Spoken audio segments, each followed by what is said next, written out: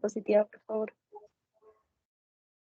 Ya, bueno, en la definición tenemos que es una enfermedad heterogénea definida por la historia de síntomas respiratorios que van a variar con el tiempo y la intensidad, junto con una limitación variable del flujo de aire expiratorio. Generalmente esta va a estar asociada con la hiperreactividad de las vías respiratorias y la inflamación de las vías respiratorias. En cuanto a los fenotipos clínicos, no se van a correlacionar fuertemente con los procesos patológicos específicos o las respuestas del tratamiento. Y el diagnóstico del asma se va a basar en una historia de patrones de síntomas característicos y se evidencia de limitación variable de flujo de aire expiratorio, obtenida de la prueba de reversibilidad del broncodilatador o de otras pruebas. Y la evidencia para el diagnóstico de asma debe confirmarse antes de comenzar el tratamiento de control y, si es posible, para evitar un tratamiento inapropiado o para pasar por alto otros diagnósticos importantes, porque suele ser más difícil más adelante. También es posible que se necesiten estrategias adicionales para confirmar este diagnóstico en poblaciones particulares, incluidos los pacientes que ya reciben el tratamiento de control, como ancianos, fumadores y también personas que viven en bajos recursos. Siguiente diapositiva, por favor.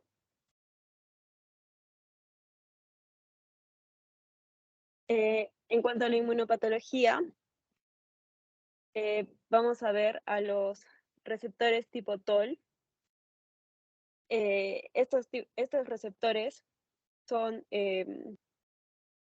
una familia de receptores transmembrana tipo 1 con un dominio extracelular que va a contener repeticiones ricas en leucina 1 transmembrana y 1 citoplasmático, conservando un llamado dominio de homología TOL interleuquina 1, y son receptores de reconocimiento de patrón.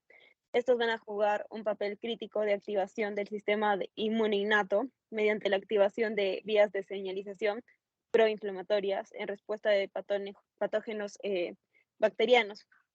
Se van a conocer por lo menos 13 miembros de la familia de los receptores tipo TOL identificados y caracterizados en los mamíferos.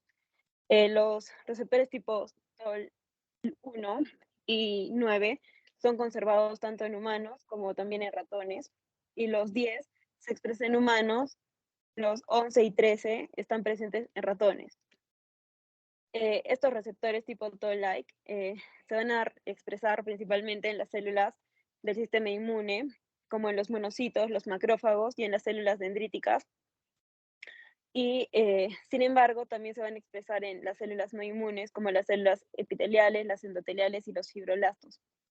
Los receptores tipo TOL-like, 1, 2, 4 y 5, 6 y 11, se van a expresar en la superficie celular, mientras que los 3, 7, 8 y 9 en las vesículas intracelulares, como son los endosomas, los lisosomas y el retículo endoplasmático.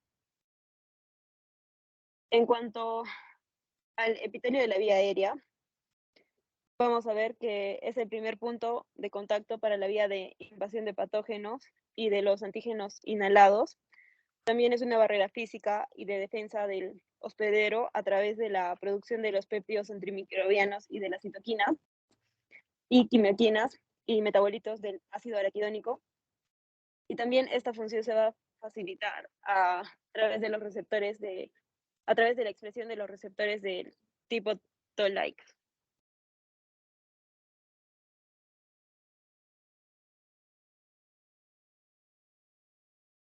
Bueno, para continuar, vamos a hablar de las células implicadas. Es la cascada inflamatoria que va a contener diferentes células. Entre ellas tenemos los mastocitos, los CDS, los eosinófilos, basófilos, macrófagos, fibroblastos, neutrófilos, plaquetas y diferentes poblaciones de linfocitos T como de linfocitos B.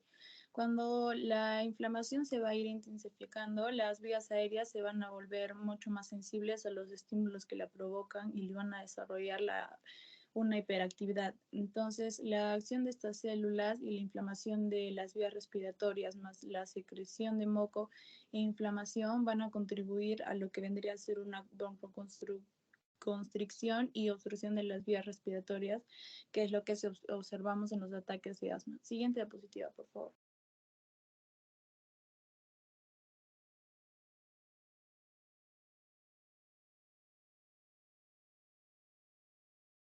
Ya, ahora vamos a hablar de los linfocitos CD4. Estos o también se les conoce como ayudadores, van a ser células efectoras que van a ser muy importantes en lo que vendría a ser el desarrollo de la respuesta humana, de la respuesta inmune protectora y la memoria inmunológica de larga duración contra muchos microorganismos patógenos. Estos se van a diferenciar en muchos tipos y va a depender del antígeno que les sea presentado por las células presentadoras de antígenos en un contexto de MHC. Y las eh, citoquinas son presentes en los microambientes, van a crear por una respuesta inmune innata. Las subpoblaciones son T helper 1, 2, 17, 9, 22 y los linfocitos T regulatorios. Los linfocitos T helper 1 van a producir altos niveles de interferón gamma, que estos van a hacer que se activen los fagocitos y van a producir las opsoninas y la generación de la respuesta inmune. Entonces tienen un papel importante en la protección contra patógenos intercelulares y además van a estar implicados en lo que vendría a ser la autoinmunidad de órgano específica y en los desórdenes inflamatorios crónicos. Los linfocitos T helper 2 van a producir interleuquinas 4, 5, 9 y 13 y estas van a proteger de lo que vendría a ser los parásitos como los helmintos, pero también van a ser responsables de las patogénesis de las enfermedades alérgicas como en este caso el asma atópica. Los linfocitos T helper 17 van a producir interleuquinas 17A, 17F, 21, 22 y 26, las cuales van a estar implicadas en la producción de protección frente a lo que vienen a ser las bacterias y los hongos extracelulares. Van a ser también responsables de los desórdenes autoinmunes y del asma crónica severa. En lo que viene a ser los linfocitos T helper 9, estos van a producir interleucina 9 y 10 y su papel fisiopatológico va a estar relacionado con el asma alérgica en una enfermedad inflamatoria del intestino y en la autoinmunidad. Los linfocitos T helper 22 que producen interleucina 22 y parece que están implicados en lo que viene a ser la patología y la homeostasis de la piel, pero aún esto no es claro. El incremento de las T helper 2 en las vías aéreas de los pacientes con asma los ha categorizado como una enfermedad impulsada por población linfoide, que va a iniciar y mantener características por la secreción de interleuquinas 4, 5, 9 y 13. Los experimentos realizados en ratones han proporcionado una visión más clara en el papel de las citoquinas que son secretadas por estas células cuando se habla de la fisiopatología del asma. Siguiente diapositiva, por favor.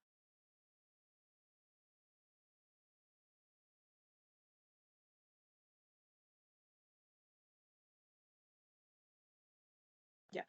Ahora vamos a continuar hablando con los linfocitos T CD8. Al igual que los linfocitos T helper, los linfocitos T citotóxicos se dividen en dos subpoblaciones llamadas linfocitos T citotóxicos 1 y 2.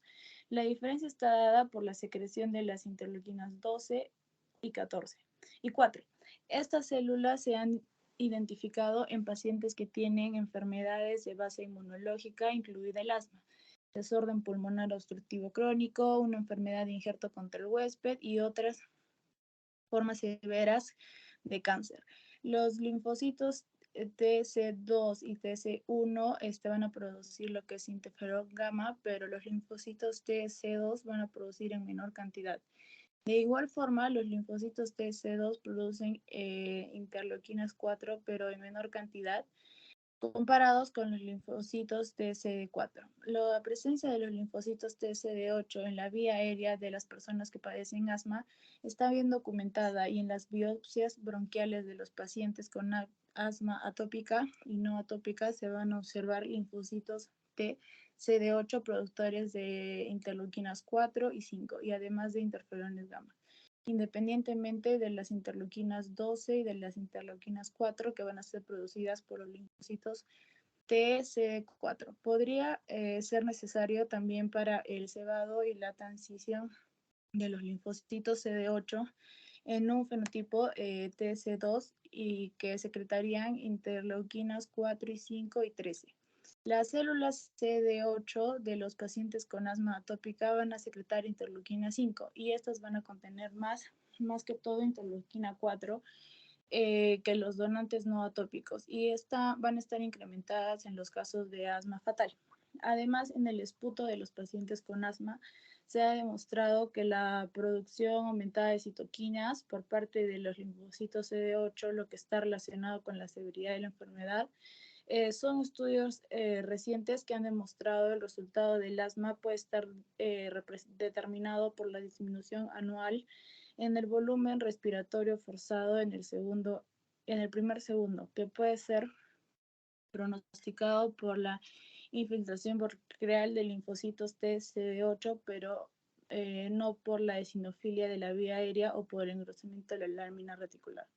En individuos con asma establecida, los niveles de inmunoglobulina E en el suero se correlacionan con el FEP1 disminuido y la hiperreactividad, la eosinofilia, el esputo e inmunoglobulina E, que esta va a activar de fase temprana que conlleva a la liberación de mediadores de inflamación que va a exacerbar la respuesta por la fase tardía. Por lo tanto, los linfocitos TCD8 van a expresar el fenotipo TC1, que son capaces de moderar la inflamación y suprimir a la AHR que se ha postulado en los linfocitos TC2, que van a predominar en el establecimiento del asma y pueden actuar amplificando la respuesta inmune que va a ser inapropiada en esta condición. Siguiente diapositiva, por favor.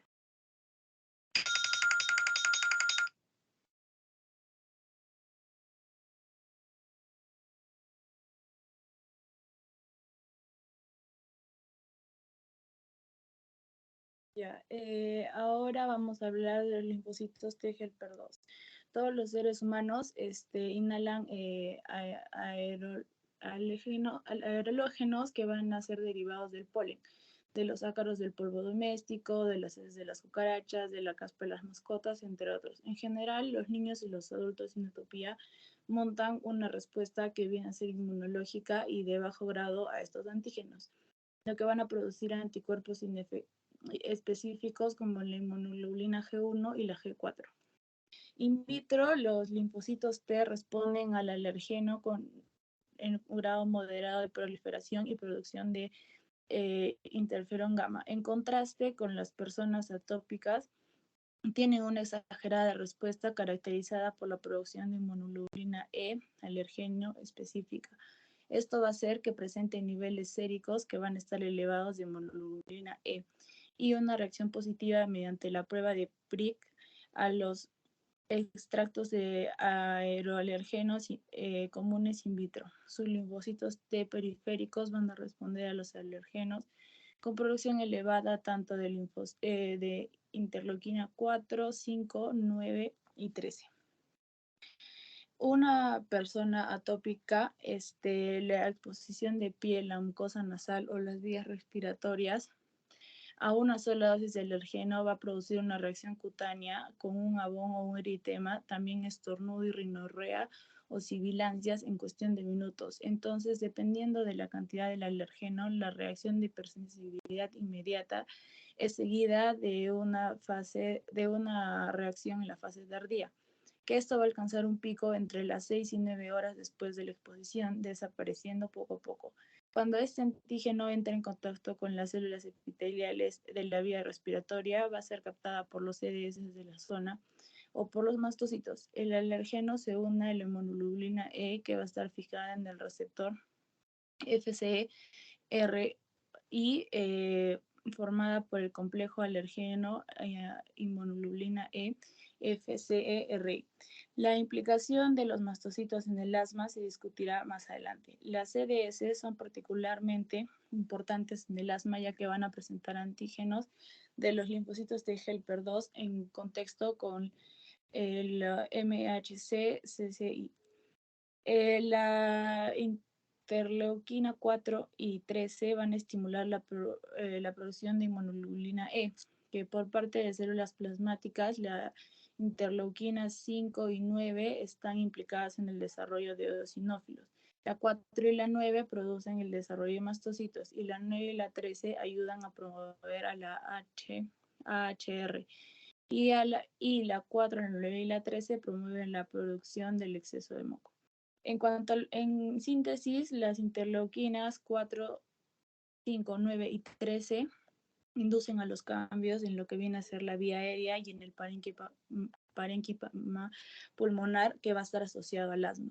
La eosinofilia de la vía aérea, la mastocitosis y la linfocitosis pulmonar, además de la activación alternativa de los macrófagos, la proliferación de células epiteliales con hiperplasia de células caliciformes, el incremento de secreción de moco, la hiperplasia, la hipertrofia e hipercontractibilidad del músculo liso, también la fibrosis subepitelial, la secreción de inmunoglobulina E, el incremento de la producción de quimioquinas que alteren a los linfocitos T, a los eosinófilos, neutrófilos y mastocitos o sus precursores hacia los pulmones.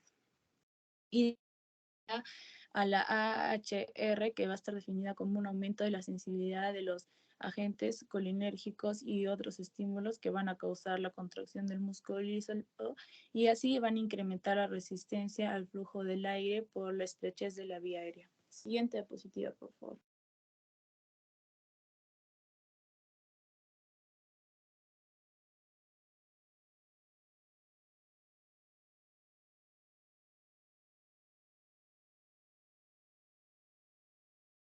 Bueno, ahora vamos a continuar con lo que son los linfocitos T helper 17.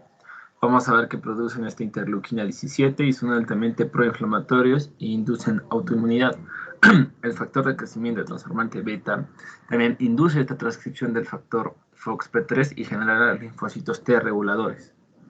De acuerdo a esto, vemos que la interleuquina 6 va a inhibir la expresión del factor FOXP3 y junto con el TGB y la interleuquina 1B promueven la diferenciación de los linfocitos T helper 17. También observamos que la interleuquina 1 beta, especialmente en sinergia con la interleuquina 23, juega un papel esencial en la inducción y en la expansión de los linfocitos T helper 17 humanos y murinos. Estas células tienen un papel importante en autoinmunidad, en lo que es la inflamación e infección, y a menudo coexpresan la interleuquina 17A y la interleuquina 17F, que forman homo y heterodímeros que van a hacer que estas citoquinas se señalicen principalmente a través de los receptores de la interleuquina 17.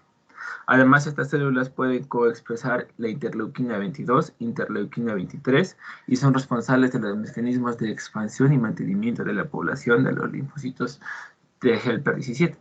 Y justamente en los mecanismos de inducción de estos linfocitos vamos a ver que el papel patogénico de la interleuquina 17 en la inflamación de la vía respiratoria es el objeto de estudio y justamente se usa como un modelo murino. Esta interleuquina está moderadamente aumentada en el tejido pulmonar, en el fluido de lavado broncoalveolar, en el esputo y en el suero de los pacientes asmáticos, además que los eosinófilos de sus vías respiratorias también le pueden producir este aumento. Ahora vamos a hablar justamente de lo que son los linfocitos T reguladores.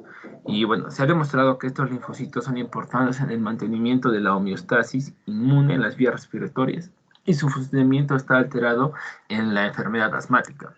En los estudios realizados en ratones se demostró que la exposición repentina a bajas dosis de alérgeno promueve el desarrollo de una población de los linfocitos TCD4 reguladores que expresan este factor de crecimiento beta y el FOXP3 unidos a su membrana. Justamente se demuestra que una dosis mayor del alérgeno inhalado estimula el desarrollo de esta población linfocitaria que se secreta a altos niveles de interleuquina 10, que es una potente citoquina antiinflamatoria e inmunomoduladora. También se ha descrito de que varios subgrupos de estos linfocitos T reguladores, que incluyen los CD4, los CD25 y también los linfocitos T reguladores inducibles. vamos a ver de que en la enfermedad alérgica de la vía respiratoria es causada por una respuesta inmune inapropiada conducida por los linfocitos T helper 2 hacia los antígenos o alérgenos del medio ambiente.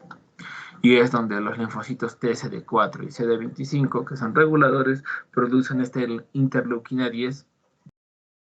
Y es así que pueden regular la sensibilización alérgica en vivo o a través de efectos inhibitorios en las células. Justamente vamos a ver que las células T reguladoras también pueden inducir la producción de la citoquina inmunosupresora interleuquina 10 por los linfocitos T del pulmón del hospedero. Además de que los linfocitos, vamos a ver que los CDS pueden producir citoquinas inmunomoduladoras, como lo es la interleuquina 6, la cual tiene 270 en la inmunología del asma alérgica y tiene este efecto inhibitorio de la función de las células T reguladoras. Y de la interleuquina 10, que induce la producción de más interleuquina 10 por parte de las células T reguladoras. Observamos primeramente que esta interleuquina 10 es una citoquina inmunomoduladora con una función central durante la fase de resolución de la inflamación. Va a inhibir la respuesta proinflamatoria del sistema inmune innato y adaptativo y previene las lesiones en tejidos causadas por la exacerbada respuesta inmune adaptativa. Sin embargo, evolutivamente observamos que los patógenos se han aprovechado de estas funciones de la interleuquina 10 para reprimir la misma respuesta inflamatoria normal del huésped durante las infecciones. También se van a establecer así estos estadios infecciosos crónicos. Y vemos que con el aumento y la expresión de esta interleuquina 10 se asocia a muchas infecciones crónicas bacterianas y virales, y su producción por los CDS y los macrófagos representa un poderoso mecanismo de evasión inmune usado por varios patógenos. Como sabemos, la interleuquina 10 promueve esta producción de esta inmunoglobulina G y que se cree que sirve de protección en el contexto de una respuesta alérgica y va a inhibir la inmunoglobulina E, generando resultados en las proporciones de inmunoglobulina G y inmunoglobulina E favorables. Este equilibrio de inmunoglobulina se asocia con la salud y la tolerancia inducida, después de la inmunoterapia con alérgenos. Y justamente en el estudio de los humanos se ha revisado que la síntesis de interleuquina 10 en pacientes alérgicos y asmáticos en comparación con individuos sanos, se reporta que hay una reducción sustancial del RNA mensajero de la interleuquina 10 y un incremento de las citoquinas preinflamatorias en el lavado bronquial velar. Y también en los macrófagos alveolares de los pacientes con asma en comparación con los sujetos de control que se encuentran sanos. Y justamente con esto hablamos del potencial terapéutico de los linfocitos T reguladores, que es de gran interés, porque basados en los datos obtenidos de estos modelos de pruebas de animales, demuestran la capacidad de estos linfocitos para controlar el rechazo de trasplantes y para tratar con éxito enfermedades autoinmunes y alérgicas. Justamente hay dos estrategias terapéuticas generales que han sido consideradas en las iniciativas de investigación en todo el mundo, que la primera es la transferencia adoptiva de los linfocitos T reguladores que previamente han sido expandidas in vitro, y la otra es la inducción o aumento de los linfocitos T reguladores de manera endógena y directa en los pacientes. Justamente en este último enfoque es mayormente aplicable en condiciones de alta prevalencia como alergias y el asma, que causan una considerable morbilidad, pero que generalmente no amenazan la vida. Y la razón de esta estrategia se ve reforzada por la evidencia de que las terapias existen para enfermedades alérgicas, tales como la inmunoterapia con alérgenos y los glucocorticoides, siempre están asociados con la inducción de esta población de los linfocitos T reguladores en los pacientes. Ahora vamos a hablar sobre lo que son los linfocitos T helper número 9. Que observamos que los linfocitos T helper producen esta interleuquina 9 y se desarrollan a partir de los linfocitos TSD4 vírgenes en presencia de una interleuquina 4 y el factor de crecimiento beta. Sin embargo, vamos a ver que la producción de esta citoquina también está dada por los linfocitos T helper 2, 17 y los reguladores. Y también se ha identificado que en el cromosoma humano es donde encontramos varios genes con un papel importante en el desarrollo de una atopia de estos linfocitos. Vamos a ver que esta expresión selectiva de la interleuquina 9 en el pulmón se ha demostrado que causa inflamación de la vía aérea, que es caracterizada por la infiltración eosinófila y linfocitaria, así como cambios patológicos incluyendo hipertrofia de células epiteliales, producción de moco y una atenuada eosinofilia pulmonar, con una inmunoglobulina E sérica, y también observamos lo que es el daño epitelial. También observamos que en las muestras de las biopsias bronquiales de algunos pacientes asmáticos se muestra una mayor expresión de este interleuquina 9 y de su receptor, en comparación con los pacientes que están sanos. Y la evidencia existente de estudios genéticos realizados en ratones indica que este interleuquina 9 es un blanco potencial para el tratamiento del asma, lo que se ha demostrado mediante el uso de recientemente de autoanticuerpos monoclonales humanizados contra este interleuquina 9. Y vemos que estos efectos de la interleuquina 9 en las células inmunes y no inmunes van a seguir, reforzándose para el tratamiento de estos pacientes asmáticos o que son muy susceptibles y sensibles a estas alergias. Bueno, y vamos a continuar primeramente hablando sobre lo que es los mastocitos. En cuanto a los mastocitos, vamos a ver que los mastocitos de humanos y morinos expresan receptores TLR y NOTS, a través de los cuales se reconocen patrones moleculares asociados a patógenos, como proteoglicanos, induciendo la liberación de proteasas y la secreción de citoquinas. Vamos a ver también que se va a secretar los que son las quimioquinas y los factores de crecimiento para el reclutar neutrófilos, eosinófilos, células natural killer y otras en forma de un infiltrado inflamatorio. Los mastocitos expresan lo que es el TLR4, a través de la cual median esta respuesta inmune contra bacterias. Es un transductor de las señales de los lipopolisacáridos bacterianos, que son los componentes de las paredes bacterianas de las bacterias gram negativas. También están involucrados en la fase efectora de la inmunidad adaptativa mediante la generación de células y moléculas efectoras. Los mastocitos productores vamos a ver que van a ser mediadores como el factor de necrosis tumoral directamente, que van a modular la activación y la migración de los CDS y de las células de Langerhans desde la piel a los nódulos linfoides del drenaje. Vamos a ver que seguido va a haber una activación dependiente o no de la inmunoglobulina E, más un alérgeno. Y estos mastocitos también pueden activar a las células presentadoras de antígeno, a los mediadores que producen, vamos a ver, a los mediadores, que estos van a ser los que son la histamina, las prostaglandinas C2, la prostaglandina D2, que modulan a los CDS para que induzcan el desarrollo de una respuesta mediada por los linfocitos T helper número 2. Y estos producen muchos otros factores, incluyendo el CCL2 hasta el 4, hasta el 5, la interleuquina 16, los leucotrienos beta 4, los cuales tienen un potencial para mejorar el reclutamiento de los linfocitos T. Y justamente este reclutamiento que se va a dar en el sitio de la inflamación. Ahora justamente vamos a continuar con lo que es que los estudios realizados en estas células de los mastocitos in vitro han demostrado que estas células pueden procesar antígenos y son capaces de presentarlos restringidos en el complejo mayor de histocompatibilidad tipo 1 y tipo 2, y que la expresión en el tipo 1 está conformada por todos los subtipos de mastocitos y que se ha mostrado que están implicados en la activación de los linfocitos TSD8. En cuanto al complejo mayor de histocompatibilidad tipo 2, vamos a ver que siguen siendo controvertidos y que parece que dependen en gran medida de las condiciones del medio. Y existen dos formas de activación de los mastocitos que son dependientes de inmunoglobulina E y independientes de la inmunoglobulina E.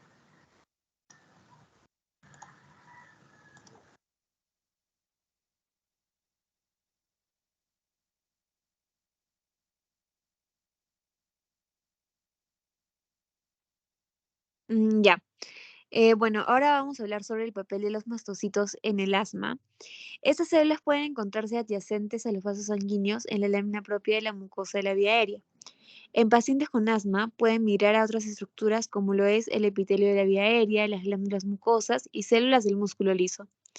La interacción existente entre mastocitos y células del músculo liso va a inducir a que éstas expresen el TGF-beta1, mediado por la vía de liberación de la beta-triptasa, resultando en la diferenciación de un fenotipo mucho más contráctil. En pacientes con asma alérgica, la inhalación de un alérgeno conduce a la unión cruzada del alérgeno con inmunoglobulina E ligada a la FcRI en la membrana del mastocito, es decir, la fracción receptora, induciendo la liberación rápida de mediadores como histamina, leucotrienos, proteasas y prostaglandinas, que pueden detectarse aumentados en el BAL de estos pacientes. retados con alérgenos que inducen vasodilatación, contracción del músculo liso y secreción de moco.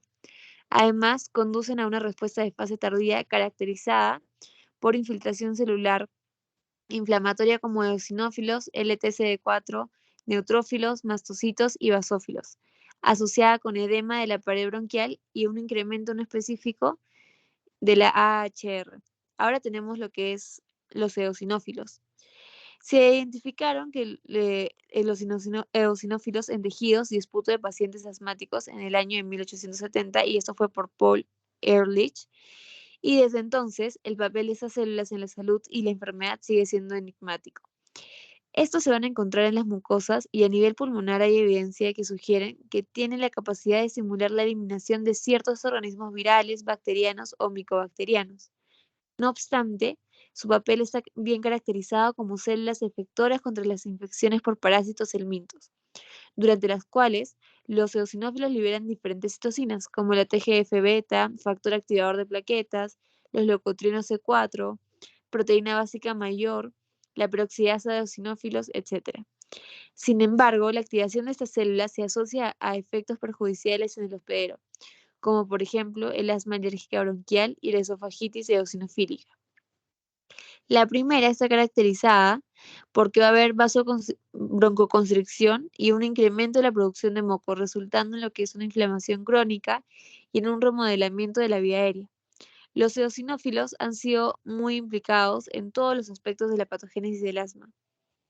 Por ejemplo, la proteína básica mayor, la peroxidasa de los eosinófilos pueden causar destrucción de los tejidos y desarrollar HR, por ejemplo, también factor activador de plaquetas o también leucotrienos, que, que son potentes broncoconstrictores e incrementan la producción de moco. Y por último, el TGF-beta contribuye a lo que es la remodelación de la vía aérea, de donde estas células se han identificado como el primer blanco terapéutico en la intervención del asma bronquial. Con respecto a los basófilos, tenemos que, al igual que los mastocitos, van a liberar varios mediadores proinflamatorios, como lo son la histamina, los leucotrienos y las citoquinas, a través de la estimulación por un enlace cruzado con la inmunoglobulina E y el receptor FCE-RI, o a través también de mecanismos no dependientes de inmunoglobulina E, como lo es la C5A. Estos van a tener un papel crítico en lo que es la alergia y en enfermedades inflamatorias. Están circulando en sangre periférica y pueden ser reclutados a sitios de inflamación alérgica por el tejido afectado y de esta forma contribuir al proceso. Ahora, con respecto a los macrófagos, se ha postulado que la activación de los macrófagos en el asma alérgica es insuficiente para contener los patógenos bacterianos y virales, comúnmente observados en el tracto respiratorio en pacientes atópicos. Esto sugiere que la liberación de mediadores proinflamatorios por estas células puede exacerbar el daño pulmonar y acelerar el remodelamiento de la vía respiratoria. De igual modo, se han detectado altos niveles de óxido nítrico exhalado en pacientes asmáticos. La excesiva generación de óxido nítrico también puede amplificar el daño pulmonar durante el asma, puesto que puede conducir a lo que es el daño oxidativo del ADN. Y los macrófagos M1 producen citoquinas proinflamatorias como lo son la IL-1 beta e IL-6, que tienen efecto directo en la proliferación de los linfocitos T helper 2 y promueven la activación de fibroblastos y otras células. Ya. Ahora, las células natural killer. Aquí tenemos que su activación puede inducir síntomas del asma alérgica independientes de linfocitos T helper 2 y estas van a producir una gran cantidad de citoquinas, tanto T helper 1 como T helper 2, es decir, interferón gamma, interleuquina 4, la 5 e incluso la 13. Por lo tanto, las células natural killer pueden inhibir o exacerbar la respuesta alérgica.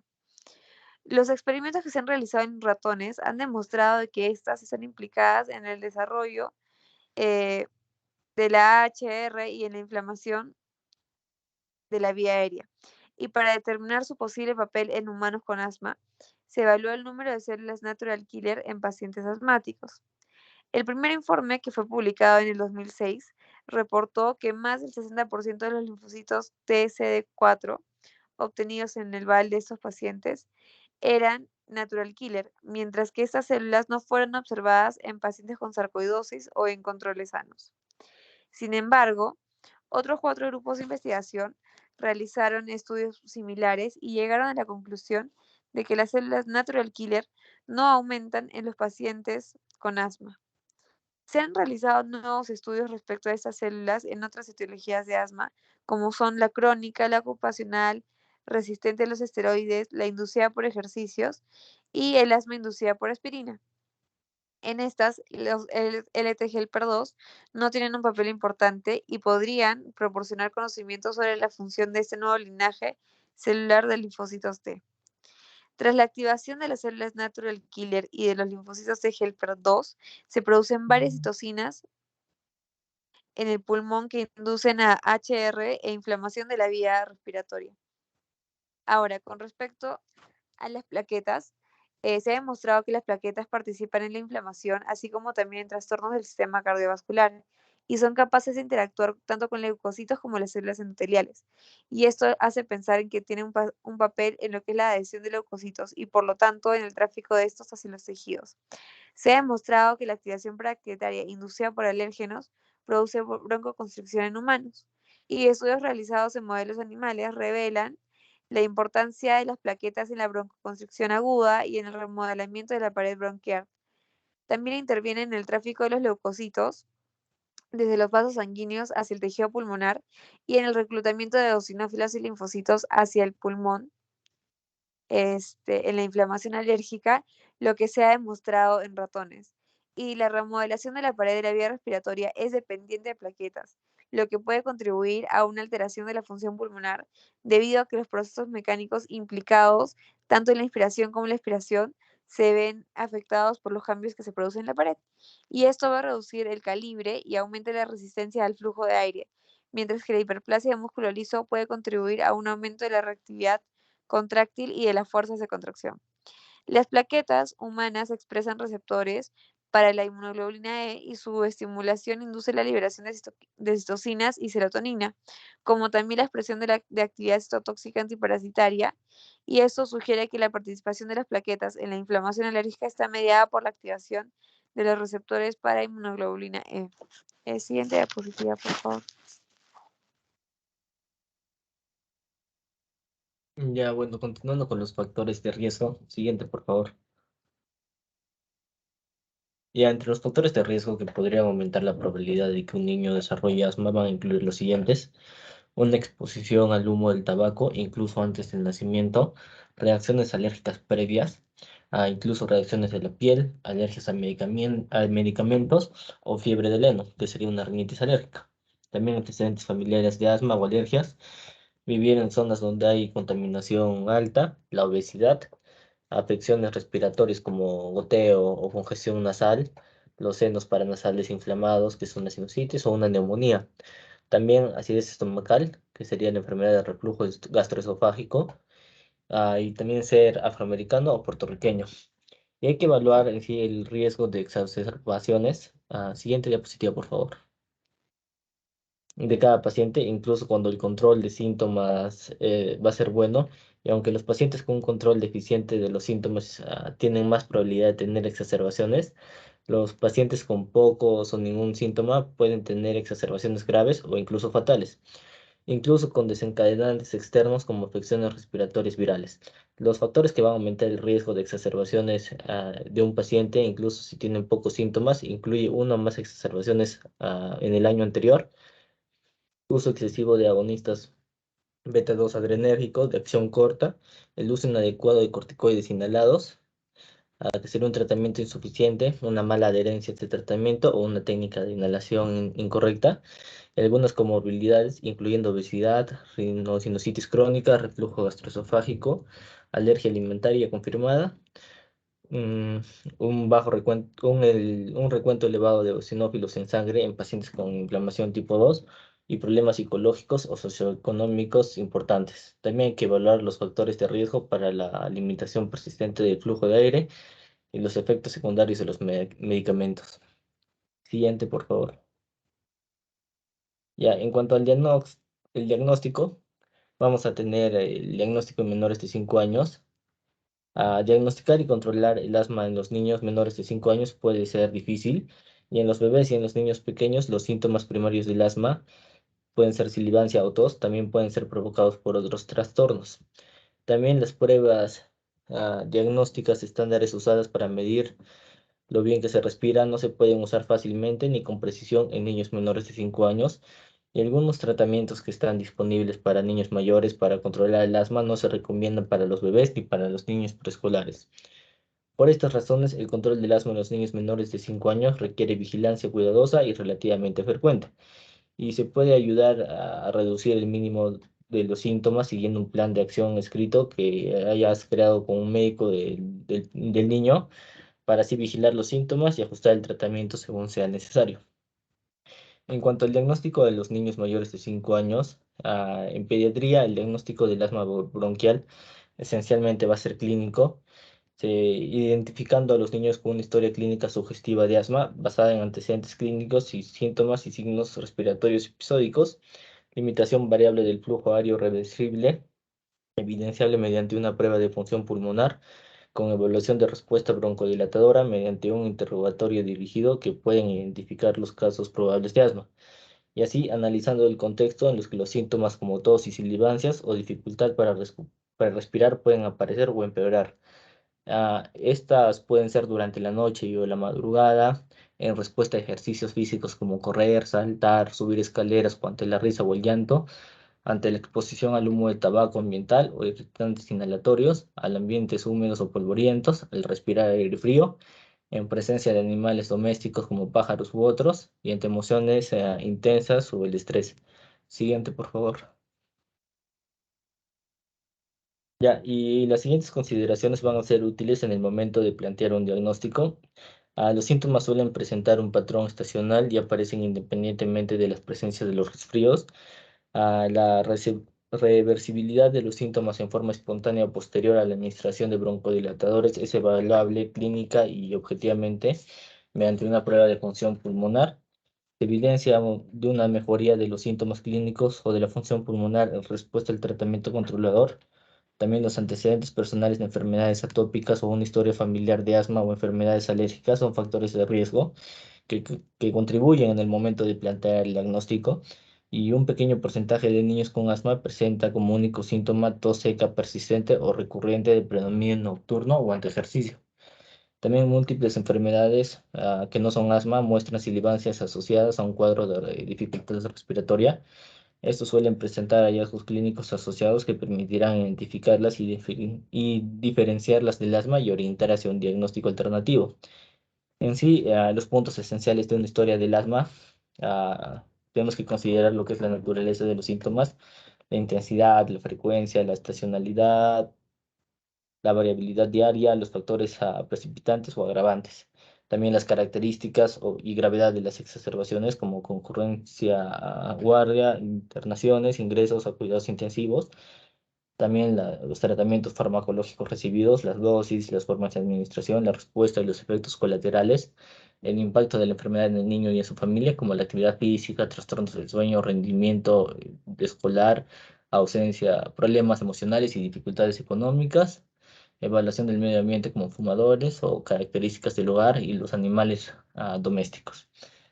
Siguiente, por favor.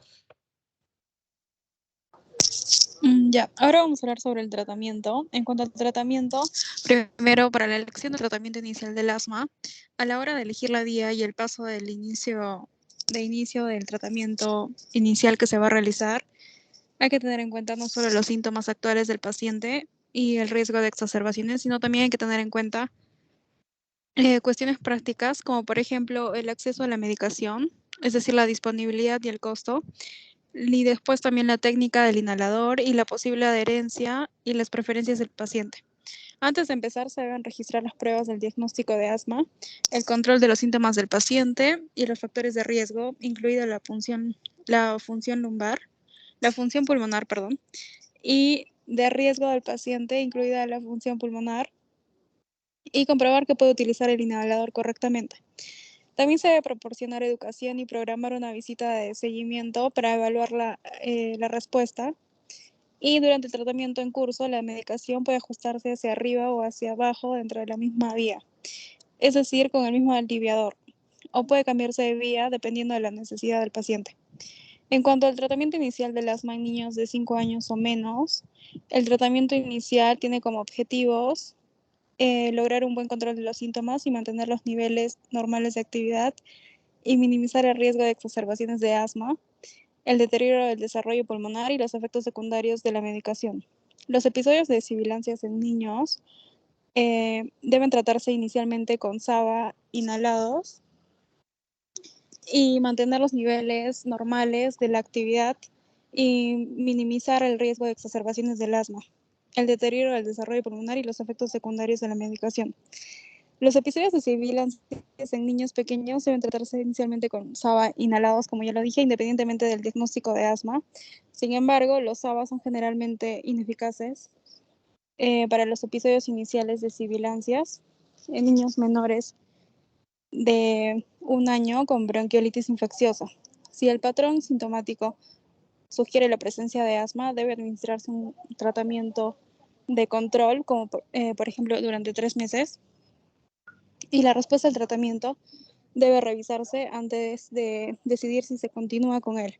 Si la respuesta está ausente o es incompleta, hay que reconsiderar los diagnósticos alternativos y es importante discutir las opciones de tratamiento del controlador con los padres o cuidadores del niño para explicar los beneficios y riesgos relativos al tratamiento y la importancia de mantener niveles normales de actividad para el desarrollo físico y social del niño. En cuanto a la elección del dispositivo inhalador, se debe basar en la edad y en la capacidad del niño. Y el dispositivo preferido es un inhalador presurizado de dosis medida y una cámara espaciadora con una máscara facial para los niños menores de 3 años y una boquilla para la mayoría de los niños de 3 a 5 años. Y los niños deben pasar de la mascarilla a la boquilla tan pronto como cuando puedan demostrar una buena técnica. En cuanto a los pasos del tratamiento del asma para los niños de 5 años o menos, el primer paso es proporcionar SABA inhalada para aliviar los episodios de sibilancia. La necesidad de SABA más de 2 veces a la semana durante un mes indica la necesidad de probar la medicación de control. En cuanto al paso 2, la opción preferida es una dosis regular y diaria de CSI más una de SABA, según sea necesario, y administrada durante al menos 3 meses. Los padres y cuidadores deben ser asesorados sobre los posibles efectos adversos neuroconductuales. Y en cuanto al paso 3, antes de considerar el aumento al doble de la dosis baja de CSI, se debe comprobar si hay diagnósticos concomitantes o alternativos, comprobar y corregir la técnica del inhalador y la adherencia y preguntar sobre los factores de riesgo como la exposición a alergenos o el humo del tabaco. Y no se recomienda el uso de los ICS LAVA en niños menores de 4 años, ya que no hay datos suficientes sobre la eficacia y la seguridad. Paso 4, se debe remitir al niño a un experto si los síntomas o las reagudizaciones persisten, o en cualquier momento si se observa o se sospechan efectos secundarios del tratamiento, o si se sospecha que hay efectos, o si hay dudas sobre el diagnóstico. En cuanto a los pasos de la GINA para niños, que es una guía sobre el asma, de 6 a 11 años, en el paso 1, para los niños con síntomas iniciales menos de 2 veces al mes, se prefiere tomar CSI siempre que se tome SABA para aliviar los síntomas.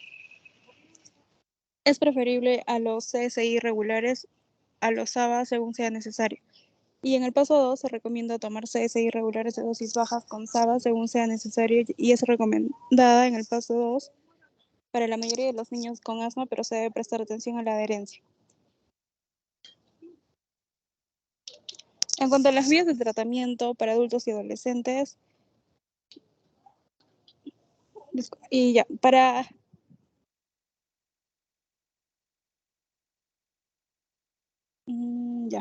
Ahora, en cuanto a las vías de tratamiento para los adolescentes, existen 5 niveles de tratamiento con 2 vías. Según la elección del de alivio, ICS formoterol, vía 1 preferida, o SABA, vía 2 alternativa, y el tratamiento puede incrementarse dentro de una vía, utilizando el mismo aliviador en cada paso, o puede cambiarse de una vía a otra. Y dentro de la vía 1, el aliviador es el ICS formoterol a dosis baja según sea necesario, y eso significa que cuando un paciente en cualquier tratamiento tiene síntomas de asma, toma una dosis baja de CSI formoterol para aliviar los síntomas. En los pasos 1 y 2, esto también proporciona la terapia de control del paciente y reduce el riesgo de exacerbación grave sin tratamiento de mantenimiento diario. Y esto se distingue del tratamiento de mantenimiento y alivio en los pasos 3 y 5, en los que los pacientes toman CSI formoterol como tratamiento de mantenimiento diario y según sea necesario para alivio de los síntomas. Y la vía 2, con alivio de SABA, se sugiere cuando el ICS formoterol no está disponible o no es preferido por un paciente con bajo riesgo de exacerbaciones.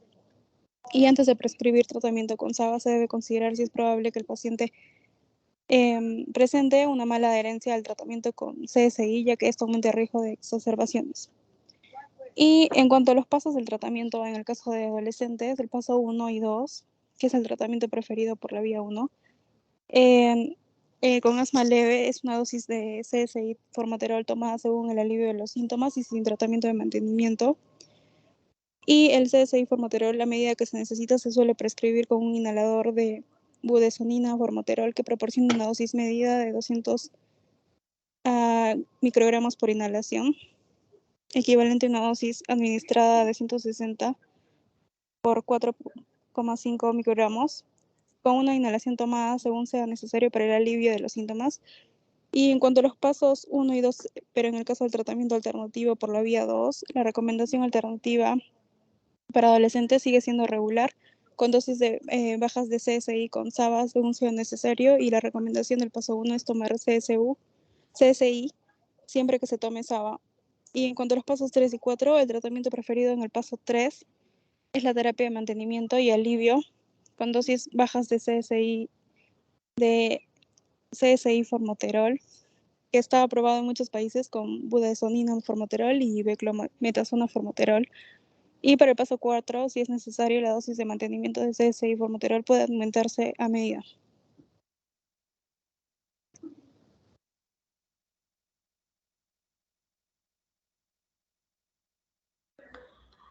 Muy bien, chicos.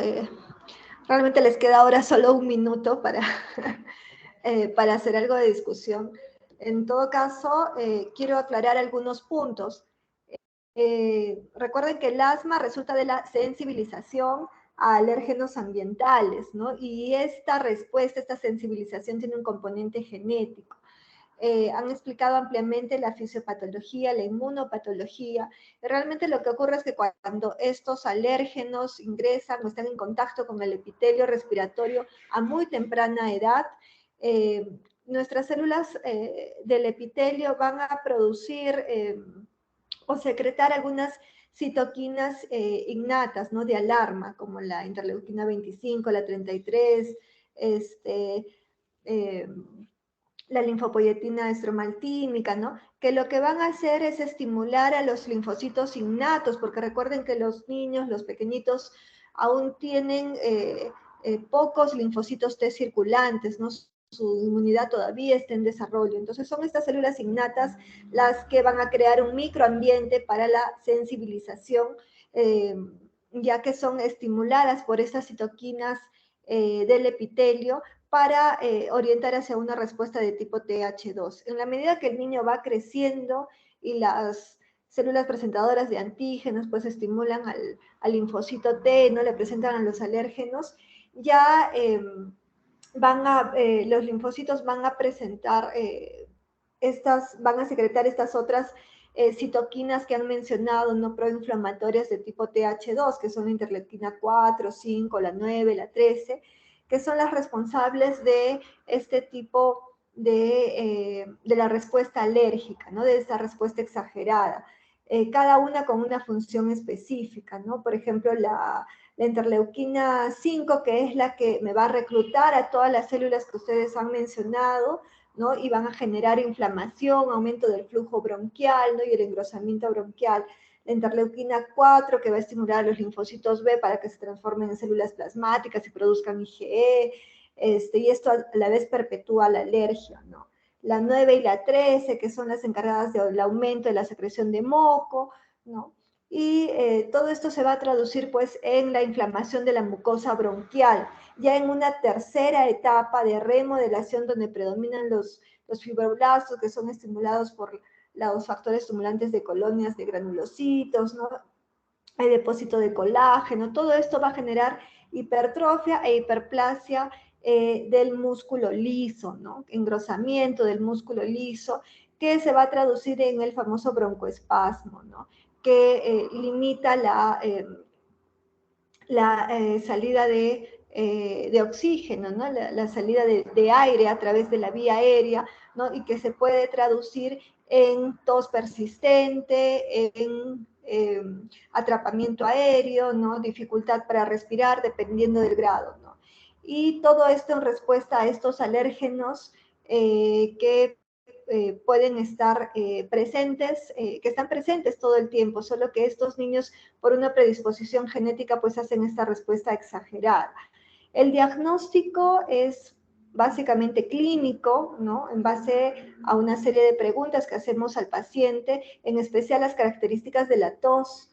En niños pequeños es un poco más difícil porque resulta difícil objetivar esta respuesta este broncoespasmo a través de pruebas funcionales. Recuerden, la espirometría requiere la colaboración del paciente y los niños pequeñitos a veces no pueden hacerlo.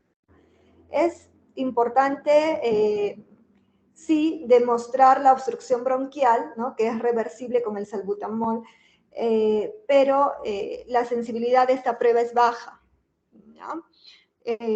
A medida que crece el niño, la sensibilidad aumenta. Entonces, a veces por eso el diagnóstico es difícil en niños menores de 5 años. ¿Ya? Sin embargo, como han mencionado, si todo orienta, ¿no? Las características de la tos, los antecedentes familiares hacia una posibilidad de asma, se debe iniciar una prueba terapéutica y ver en el tiempo la respuesta. ¿Ya? El tratamiento, como han dicho, depende de los síntomas, por lo tanto es importante que clasifiquemos la enfermedad como intermitente o persistente, pero leve, moderada, severa, para ubicarlo en alguno de estos escalones y según eso iniciar nuestro tratamiento. Algo que quiero recalcarles es que en menores de 5 años, sobre todo, las dosis de los corticoides inhalados, que son el pilar del tratamiento del asma, son bajas, son dosis bajas, no requieren dosis altas. Las dosis altas pueden afectar el crecimiento de los niños. Entonces, ya hay tablas de equivalencia de diferentes corticoides inhalados que están recomendados en niños y que apenas tengamos la sospecha diagnóstica debemos iniciar, no tengamos miedo de iniciar corticoides inhalados a dosis bajas y ver la respuesta en el tiempo. No, si no hay posibilidad de hacerles pruebas funcionales, nos queda la prueba terapéutica y ver cómo responden. ¿Ya? Si no hay más preguntas, creo que ya nos estamos pasando del tiempo, creo que damos por terminado el seminario. ¿Sí?